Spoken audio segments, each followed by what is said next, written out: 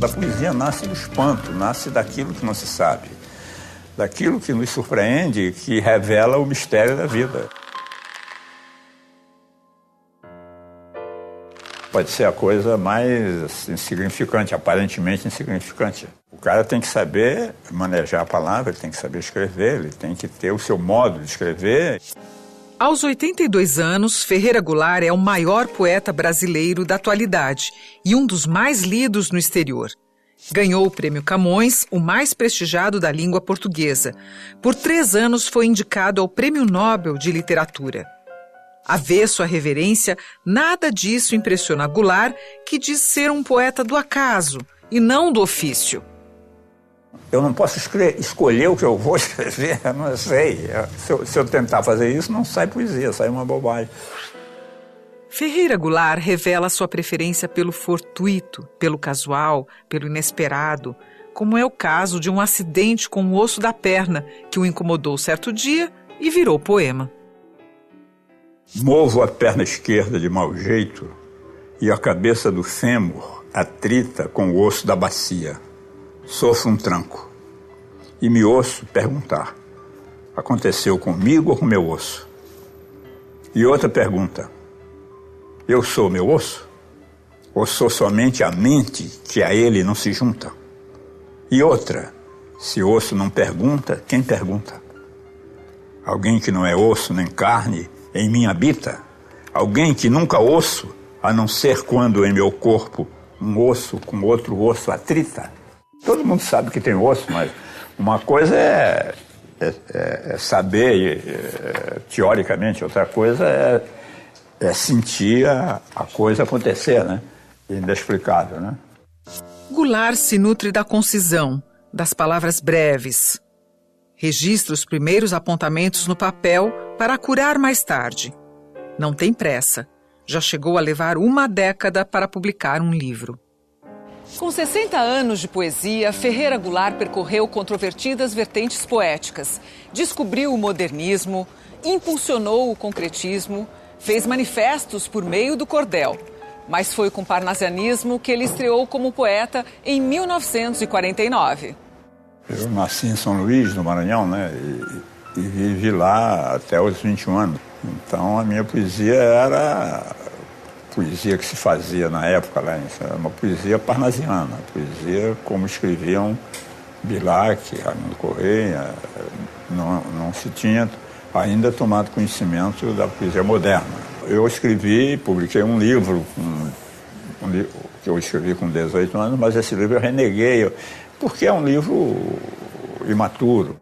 O livro A Luta Corporal é considerado a obra precursora do movimento paulista de poesia concreta que surge em 1956.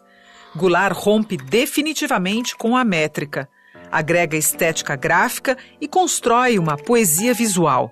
As palavras se decompõem, o poema ganha múltiplas leituras. Aí já é uma poesia moderna, uma poesia com indagações próprias, minhas, inclusive diferente da própria poesia brasileira da época, tanto que o livro termina com a desintegração da sintaxe, da palavra. É um livro que causou um certo impacto por isso, porque ele era um livro diferente. Depois da Luta Corporal, eu fui fazer poesia concreta, depois poesias objetos, poemas objetos, os poemas neoconcretos, e depois eu abandonei a vanguarda e entrei para a luta política e fui fazer poema de cordel puramente político, sem nenhum interesse literário maior, uma coisa realmente para contribuir para a reforma agrária, para a luta a favor do socialismo, sabe? E depois vem a ditadura, aí eu vou para o exílio, quer dizer, então mas nesse percurso a minha poesia retoma as formas modernas que eu tinha na luta corporal antes de desintegrar a linguagem e começa a desenvolver uma outra maneira de fazer a poesia, né? A retomada poética de Ferreira Goulart recupera o processo de vanguarda e se aproxima ainda mais das artes plásticas. São os poemas objeto. Um é assim, uma placa de madeira branca com um cubo azul em cima. Debaixo do cubo tem uma palavra. Você levanta o cubo, tem a palavra lembra.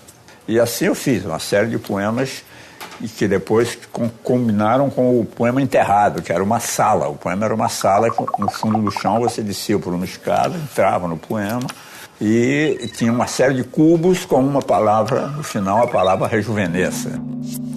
Ainda hoje, Ferreira Goulart bebe na fonte do concretismo. Como numa fotografia, seus poemas registram um instante vivido.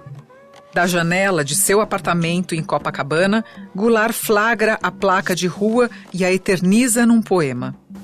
A janela de meu apartamento, a rua do Vivier 49, Sistema Solar, Planeta Terra, Via Láctea. Limpo as unhas da mão por volta das 4h40 da tarde do dia 2 de dezembro de 2008, enquanto na galáxia M31, a 2.200.000 anos-luz de distância, extingue-se uma estrela. Goulart constrói poemas da mesma forma com que compõe colagens de animais excêntricos. Ele cultiva a busca incansável por novas formas e sensações. Eu estou trabalhando um dia, junto uns papéis cortados, jogo sobre uma folha branca e vejo que aquilo ali formou um bicho. Aí acho engraçado, aí começo a fazer outros e vou fazendo. Aí eu botei esse nome aqui, Zoologia Bizarra. Isso aqui parece um bicho berrando com outro, no grito.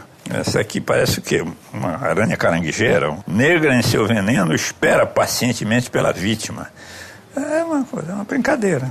Nessa brincadeira, reafirma o conceito que já documentou em verso e prosa. Não faz arte para imitar, mas para reinventar o que existe.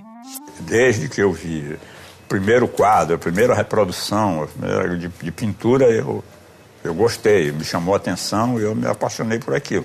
Eu quis até ser pintor, antes de ser escritor, antes de ser poeta, eu queria ser pintor. Virei crítico de arte, passei a escrever sobre arte. Ia estudar e ler, eu não me considero artista plástico, não. Eu pinto, desenho como um hobby. Goulart sempre se posicionou contra os dogmas de correntes ou de escolas. Ganhou adeptos e influenciou também os seus leitores. Um artista de São Paulo que fez, ele partiu do meu poema concreto Mar Azul, aí você marco azul, aí faz assim, fica arco azul, aí fica barco azul, aí termina ar azul, que é o fim do poema. Ele conseguiu, uma caixinha, fazer o poema inteiro. Hein? Como leitor, a primeira grande descoberta de Goulart foi saber que existiam poetas em São Luís do Maranhão, sua cidade natal. Eu era um pivete, moleque de rua. Eu nunca... Minha casa não tinha livro de poesia, nunca tinha ouvido ninguém dizer poesia. E, de repente, no colégio onde eu estudava, que também era uma escola técnica, não era um colégio, não era um ginásio normal, era uma escola técnica, uma formação de sapateiro, ferramenteiro, alfaiate, uma escola técnica. Então eu fui para aprender ofício, mas tinha aula de português, fiz a redação. Ela achou muito legal e tal, e elogiou, enfim. Então eu comecei a ver que eu tinha jeito para escrever, né? Eu sei que lendo Gramática de Eduardo Carlos Pereira tinha lá uma opção de poemas que era uma antologia, com poemas de Gonçalves Dias, de Camões, de Castro Alves e tal, e os Parnasianos. Aí eu fui lendo e achei que a poesia era uma coisa legal, comecei a me interessar pela poesia. Mas eu não conhecia poeta nenhum. Eu pensei que eram os poetas que existiam, estavam todos mortos e as obras dele estavam aqui naquela gramática. Então, tanto que quando minha irmã me disse que havia um poeta lá perto da nossa casa, que era pai de uma amiga dela, eu duvidei que fosse verdade. Eu falei, não, todos não tem poeta, tudo já morreu. Ela, não tem, está vivo lá e tal. A cidade estava cheia de poetas, só eu que não sabia, né?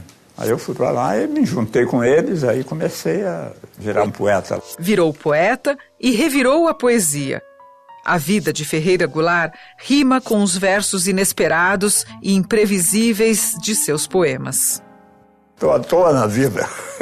Até hoje. Estou 82 anos, estou à toa na vida. Não sei o que vai acontecer amanhã, nem tenho plano nenhum.